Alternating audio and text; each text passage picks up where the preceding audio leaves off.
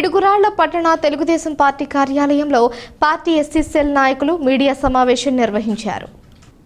ఈ సమావేశంలో తెలుగుదేశం పార్టీ రాష్ట్ర ఎస్సీ సెల్ కార్యనిర్వాహక కార్యదర్శి Paniti Ravi, Telugu Desam party SC cell Piduguralla మండల అధ్యక్షులు లంజపల్లి ఏడుకొండలు, తెలుగుదేశం పార్టీ పట్టణ ఎస్సీ సెల్ అధికార ప్రతినిధి మంతా డేవిడ్ రాజు మాట్లాడుతూ గత 2 రోజుల క్రితం పిడుగురాళ్ల మండలం జూలకల్లు గ్రామంలో మనీషా అనే మహిళ రేషన్ షాప్ నడుపుతున్న అమ్మాయి చనిపోయినట్లు జూలకల్లు గ్రామ వైసీపీ నాయకులే కట్టుకథలు అల్లి తెలుగుదేశం పార్టీ నాయకుల మీద బురద చల్లటం తీవ్రంగా ఖండించారు. రేషన్ షాప్ విషయంలో తలెత్తిన వివాదంలో ఎన్ఎస్పీ కాలువలో దూకి సూసైడ్ చేసుకుంటున్నా అని లెటర్ రాసి వెళ్లిపోయిన మనీషాను నరసరావుపేటలో వైసీపీ నాయకుల సమక్షంలోనే పెట్టుకుని చనిపోయినట్లు మాజీ ఎమ్మెల్యే కాసు మహేష్ రెడ్డి శివరాజకీయాలు చేస్తున్నారని అన్నారు.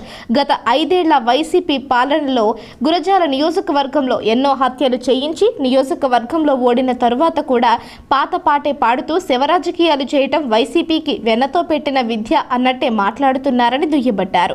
జూలకల్లులో జరిగిన సంఘటన మనీషా కుటుంబ విషయమని, దానికి జూలకల్లు వైసీపీ నాయకులు రాజకీయ రంగు పులిమారన్నారు. ప్రజలను తప్పుదోవ పట్టిస్తూ నిందను తెలుగుదేశం పార్టీ నాయకుల మీద, పార్టీ మీద వేయటం సమంజసం కాదని తీవ్రంగా హెచ్చరించారు. మరొకసారి మా శాసనసభ్యులు ఎరపతినేని శ్రీనివాసరావు గారి మీద నిందలు వేస్తే తెలుగుదేశం పార్టీ కార్యకర్తలు చూస్తూ ఉండరని తీవ్రంగా హెచ్చరించారు. ఈ సమావేశంలో లంజపల్లి లచ్చయ్య, మార్క్, వెంకటేష్, అంకయ్య, రవి, కావూరి దానియేలు, యేసుబాబు, లైమెన్, నన్నిపోగు కోటేశ్వరరావు, ముసయ్య, మేదర కృష్ణయ్య, వర్ల రత్నం, గుండాల అనంత్, చల్లగుండ్ల రూబెన్, బొక్కా శ్రీను తదితర టీడీపీ ఎస్సీ నాయకులు పాల్గొన్నారు. జూలకల్లు గ్రామంలో లంజపల్లి మనీషా అనే అమ్మాయి ఏదో జూలకల్లు పథకాలంలో కాళ్ళ దగ్గర లెటర్ రాసి చెప్పులు పెట్టి సూసైడ్ చేసుకుంటానికి దూకిందని చెప్పని సోషల్ మీడియాలో వచ్చింది. తెలుగుదేశం పార్టీ నాయకులు ఏదో చేశారు ఆ అమ్మాయిని డీలర్షిప్ విషయంలో అని చెప్పి వచ్చింది. నేను అనేదంటే అసలు ఆ అమ్మాయికి ఆ డీలర్షిప్ రావడానికి కూడా కారణం తెలుగుదేశం పార్టీ ఎరపతినేని శ్రీనివాసరావు గారి. ఆ అమ్మాయికి జీవితాన్ని ఇచ్చింది కూడా నాన్నగారికి కూడా. మరి అలాంటి అమ్మాయి ఇలా చెప్పులు గట్టు మీద లెటర్ రాసి పెట్టిపోయింది. అన్న అమ్మాయి నర్సాపేట ఎక్కడ తీరింది? కాసు మహేష్ రెడ్డి గారు అక్కడ కాపాడా? అక్కడ కాలంలో దొరికితే ఆ అమ్మాయి పోలీసులు నర్సాపేటలో దొరికింది. కాసు మహేష్ రెడ్డి గారు వీడియో కలిపి నర్సాపేట నుంచే ఇచ్చాడు. అంటే ఇద్దరు ఒక చోటే ఉన్నారు.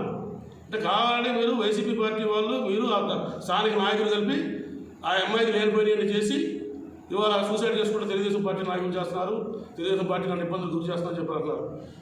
పోయిన ప్రభుత్వంలో మీరు చేసినటువంటి అరాచకాలు సోదరుడు చెప్పినట్టు రాష్ట్రంలో వేల మంది ఎస్సీలు చంపారు, మీరు చేశారు. ఎంతోమంది మానవ ప్రాణాలు దోసుకున్నారు. అలాంటి సిద్ధాంతం తెలుగుదేశం పార్టీ ఎరపతినేని శ్రీనివాసరావు గారికి లేదు. కానీ ఈ అమ్మాయి ఎక్కడ తేలింది? నర్సాపేటలో ఉంది. పోలీసులు ఎక్కడ పట్టుకున్నారు? నర్సాపేటలో ఉంది. అంటే ఆ అమ్మాయి నర్సాపేటలో ఉండగానే నువ్వు అక్కడ వీడియో స్టేట్మెంట్ ఇచ్చావు. దేవుడి దగ్గర బతుకుతా అమ్మాయి అంటే నీ సమస్యలో అమ్మాయి ఎక్కడ చచ్చిపోద్ది? తీసుకెళ్ళి నర్సాపేటలో నువ్వు పెట్టుకున్నావు. ఇక తెలుగుదేశం పార్టీకి అబాండ రాస్తున్నావు. పైగా దేవుడి దగ్గర బతుకుతున్న అమ్మాయి స్టేట్మెంట్ పోలీసులకు ఇచ్చేది నువ్వు ఇచ్చావు ఒకసారి. మరి ఆ అమ్మాయి పోలీసులు లెటర్ ఇస్తే లెటర్ పెడితే ఆ లెటర్ బయట పెట్టాలి కదా. కాబట్టి మహేష్ రెడ్డి గారిని ఒకటే హెచ్చరిస్తూ ఉన్నాం. తెలుగుదేశం పార్టీ ఎప్పుడు కూడా పేదల పక్షాన ఉన్నటువంటి పార్టీ, ముఖ్యంగా దళితుల పక్షాన ఉన్నటువంటి పార్టీ. ఈరోజు దళితులు అభివృద్ధి చెందారు, అనేక రకాలుగా ఉద్యోగాలు చేసుకుంటూ గౌరవప్రదంగా నడుస్తున్నారు అంటే అది కేవలం తెలుగుదేశం పార్టీ వల్లనే అనేది మహేష్ రెడ్డి గారు తెలుసుకోవాలి.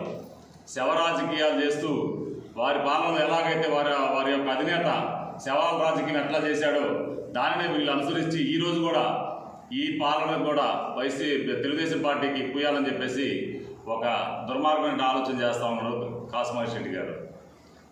మరి గత వైసీపీ పాలనలో మరి 11 మందిని హత్య చేయించాడు కాసు మహేష్ రెడ్డి. అది నువ్వు ఎమ్మెల్యేగా ఉన్నప్పుడు ఎంతమందిని కొట్టి అంగన్వాడీ టీచర్లని, ఆయాలని వీళ్ళందరూ మానిపించి నువ్వు వేయించలేదా?